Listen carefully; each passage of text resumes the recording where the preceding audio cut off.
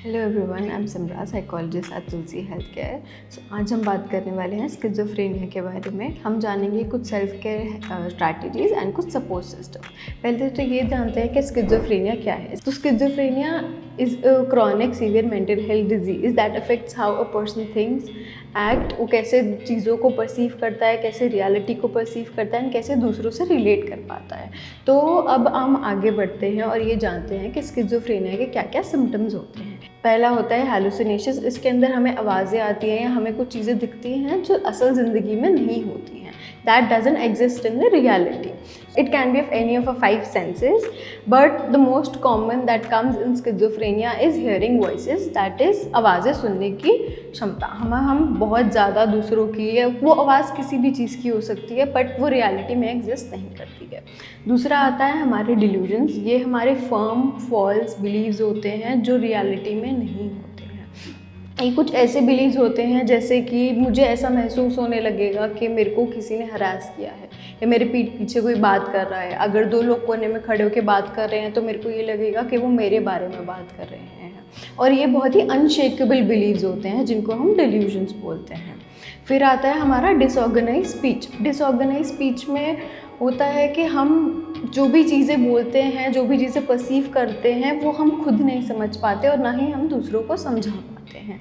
हम वर्ड्स का सैलेड बना देते हैं और जिसको हम वर्ड सैलेड बोलते हैं। हम कुछ ऐसे शब्दों का इस्तेमाल करते हैं जो सामने वाला नहीं समझ पाता। कभी कभी ऐसा होता है कि हम कुछ ऐसे नए नए शब्द निकालने लगते हैं जो कभी किसी ने यूज़ ही ना किए हों, और उसको कभी कभी हम न्यूलॉगिज्म का नाम देते हैं। सो अब हम आते हैं नेगेटिव सिम्टम्स पे, दैट इज़ रिड्यूस्ड और lack of ability to function in daily life. So basically हम अपनी पर्सनल हाइजीन को नेगलेक्ट करने लग जाते हैं, हम अपना ध्यान नहीं रखते हैं, हमारी स्लीप बहुत ज़्यादा डिस्टर्ब हो जाती है, हम दवाइयाँ टाइम पे नहीं ले पाते हैं, जिसकी वजह से हमें बहुत ज़्यादा परेशानी होने लगती है। इसके साथ साथ कभी कभी ये होता है कि हमारी स्पीच बहुत मोनोटोनस हो जाती है, हमारा मोटिवेशन लेवल बहुत ज़्यादा कम हो जाता है, हमारा किसी काम में, किसी चीज़ में काम करने का मन नहीं करता। तो ये कुछ सिम्टम्स थे स्किज़ोफ्रेनिया के। अगर आप इसको और डिटेल में जानना चाहते हैं, हमने इसकी एक और वीडियो बनाई है जिसका लिंक हम नीचे डिस्क्रिप्शन बॉक्स में दे देंगे। चलिए आगे बढ़ते हैं सेल्फ केयर स्ट्रैटेजीज़ के ऊपर कि हम कैसे, हमारी सेल्फ केयर स्ट्रैटेजीज़ हमें हेल्प कर सकती हैं मैनेज करने में स्किज़ोफ्रेनिया को। सो सबसे पहले है कि हमें अर्ली वार्निंग साइंस के ऊपर ध्यान देना है कि हमारे अर्ली वार्निंग साइंस क्या हैं। हर किसी के, स्किज़ोफ्रेनिया एक बीमारी है बट हर किसी के सिम्टम्स वेरी कर सकते हैं फ्रॉम पर्सन टू पर्सन। तो आपके क्या अर्ली वार्निंग साइंस है? क्या आपको एंजाइटी होती है या फिर क्या आपकी नेगेटिव सिम्टम्स बहुत ज़्यादा बढ़ जाते हैं, आपकी स्लीप डिस्टर्ब हो जाती है, आप दवाइयाँ लेना भूलने लगते हो, मोटिवेशन बहुत लो हो जाती है। तो उन सब चीज़ों के बारे में आपको जागरूक होना है, सेल्फ अवेयर होना है कि ये मेरे अर्ली वार्निंग साइंस हैं। फिर आता है कि हमें प्लान करना है अपने मोस्ट डिफ़िकल्ट टाइम्स के लिए। सो अभी जब आप रिकवरी में हो या फिर आप अच्छे से मेंटेन कर पा रहे हो अपने सिम्टम्स को, तो आपका सबसे इम्पॉर्टेंट काम है कि आप अपना एक प्लान बनाओ कि जब आप थोड़े से अनवेल होगे तो वो प्लान आपकी फैमिली या फिर आपके फ्रेंड्स या फिर आपने जिस भी सपोर्ट ग्रुप में इनरोल कर रखा है वो आपकी मदद कर सके। क्योंकि जब आप अनवेल होगे वो डिसीजन आप अपने लिए नहीं ले सकते, तो वो आपको प्लान करना है पहले से ही कि आगे लोग आपकी कैसे मदद कर सकते हैं। फिर आता है कि हमें अपनी फ़िज़िकल हेल्थ के ऊपर ध्यान देना है, दैट इज़ कि हमें रेगुलरली एक्सरसाइज करनी है, हमें अपनी स्लीप प्रॉपरली लेनी है। बिकॉज़ अगर हम स्लीप प्रॉपर हमारी नहीं होगी तो वो हमारे अंदर एंग्शियसनेस को बढ़ाती है और हम अपने आप को काम नहीं कर पाते हैं, हमारी बॉडी शांत नहीं रह पाती है अगर हमारी नींद पूरी नहीं होती है, ठीक है। एंड उसके साथ साथ हम एक स्लीप डायरी मेंटेन कर सकते हैं ताकि हम अपना स्लीप पैटर्न को एक रेगुलरली बेसिस पर मॉनिटर कर सकें। उसके साथ साथ हम एक्सरसाइजेज जैसे मैंने बताया वो कर सकते हैं ताकि हमारी बॉडी थोड़ी एक्टिव रहे। उसके बाद आता है स्ट्रेस कि हमें अपने स्ट्रेस को कट डाउन करना है। स्ट्रेस किसी भी तरीके का हो सकता है बट अपने स्ट्रेस को कट डाउन करने के लिए हमें फिज़िकली एक्टिव रहना बहुत ज़रूरी है। हम किसी ओपन स्पेस में जाएं, ग्रीन एरिया में जाएं, पार्क्स में जाएं, बाहर खुली हवा में रहें, एक्सरसाइज कर सकते हैं, स्विमिंग कर सकते हैं, रनिंग कर सकते हैं, वॉकिंग कर सकते हैं। एंड इन सब चीज़ों से हम अपने स्ट्रेस को काम डाउन और मैनेज करने की कोशिश कर सकते हैं।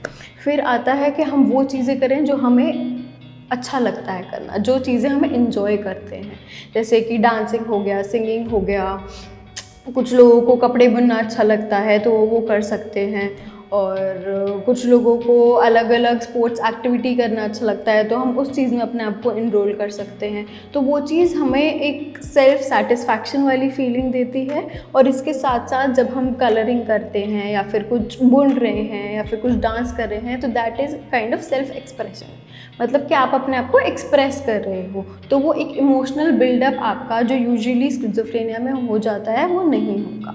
इसकी वजह से आप अपने आप को मैनेज कर पाओगे अच्छे से। फिर आते हैं मेंटेनिंग रिलेशनशिप्स पे। तो मेंटेनिंग रिलेशनशिप्स हमारे लिए बहुत ज़्यादा इंपॉर्टेंट है, क्योंकि हमें एक अंदर से चाह होती है कि हम कनेक्टेड फील करें।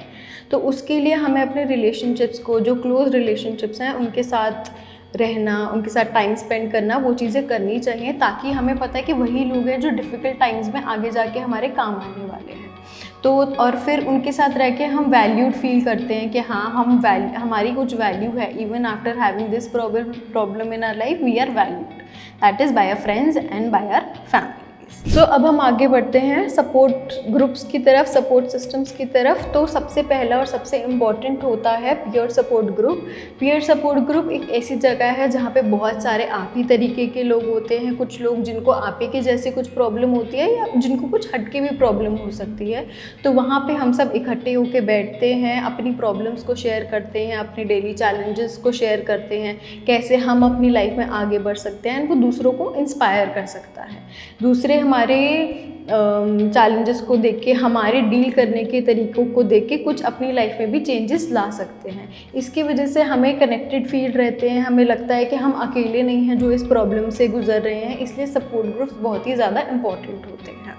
उसके साथ साथ हम अपने एक्सपीरियंसेस जो शेयर करते हैं वो बहुत ही ज़्यादा इम्पॉर्टेंट होते हैं, क्योंकि वो एक सेल्फ अवेयरनेस वाली फीलिंग लेकर आते हैं हमारे अंदर, जो बहुत इम्पॉर्टेंट होती है। वो हमारे अर्ली वार्निंग साइंस में भी हमारी मदद करती है। उसके साथ साथ हमारे सपोर्ट ग्रुप्स हो सकते हैं हमारी फैमिली, हमारे फ्रेंड्स और हमारे आसपास के नेबर्स। फैमिली फ्रेंड्स कैसे हो सकते हैं? सबसे पहली चीज़ कि they should be well psycho educated about your problem. अगर उनको आपकी प्रॉब्लम के बारे में पता ही नहीं है तो आपकी मदद कैसे करेंगे? So your family and friends should be well psycho educated about your issues, about how you deal with everything, and they should be the ones who should know about your plan that I told you in the self care strategy. कि हमारा जो वो plan है कि आपकी family आपकी कैसे मदद कर पाएगी जब आप प्रॉब्लम में होंगे, तो वो प्लान उन तक होना चाहिए। उनको पता होना चाहिए कि हाँ, अगर ये सिम्टम्स आ रहे हैं तो आप उनको बताओगे उस प्लान में कि हाँ, आप मेरे को रिहैबिलिटेशन सेंटर लेके जाओ, हाँ आप मेरे को दवाइयाँ चेंज करानी है, हाँ मेरे को डॉक्टर के पास जाना है। तो ये सब चीज़ें हम सपोर्ट ग्रुप्स के थ्रू बहुत ही आसानी से कर सकते हैं, एंड ये बहुत ही ज़्यादा इफ़ेक्टिव होते हैं और हमें अकेले रहने की कमी महसूस नहीं होती है। इसके साथ साथ इसमें एक बेनिफिट और है कि जो चीज़ें आप अपने डॉक्टर से, अपने साइकोलॉजिस्ट से या अपने फ्रेंड्स और फैमिली से नहीं शेयर कर पाते बाई चांस, तो वो आप अपने पीयर सपोर्ट ग्रुप में जाके कर सकते हो। So now there are some tips for coping from schizophrenia. First is follow your daily routine. आप अपने डेली रूटीन को कैसे फॉलो करते हो? कोई भी ऊपर नीचे गड़बड़ होती है तो वो हमारे लिए प्रॉब्लमेटिक हो सकती है। सेकंड है कि हम अपने फॉलोअप के लिए टाइम से जाएं, और अगर हमारा कोई भी कंसर्न है या हमें लग रहा है कोई भी प्रॉब्लम आने वाली है तो हम अपने साइकोलॉजिस्ट या साइकाइट्रिस्ट के पास पहले से ही होकर आएँ कि हमें ये इश्यूज़ हो रहे हैं। तीसरा कि हम अपनी दवाइयाँ टाइम से लें, क्योंकि वो बहुत ही ज़्यादा इम्पॉर्टेंट है। फोर्थ है कि हम अपने सपोर्ट ग्रुप्स को ज्वाइन कर सकते हैं ताकि हम थोड़ा कॉन्फिडेंस बिल्ड कर सकें अपनी लाइफ के अंदर। उसके बाद जो है हम अपनी सेल्फ केयर स्ट्रैटेजीज़ जो भी मैंने आपको एक्सप्लेन करी हम उसको फॉलो कर सकते हैं। तो यही था आज के लिए। अगर आपको और भी कुछ जानना है तो आप हमारी इस पेज पे और भी ज़्यादा मोटिवेशनल वीडियोस और ऐसी कुछ बीमारियों से रिलेटेड वीडियोस हैं जिनको आप जाके देख सकते हैं। For more such informational videos you can visit our YouTube channel, and if you need any kind of help you can use the number given below in the description box. Thank you so much.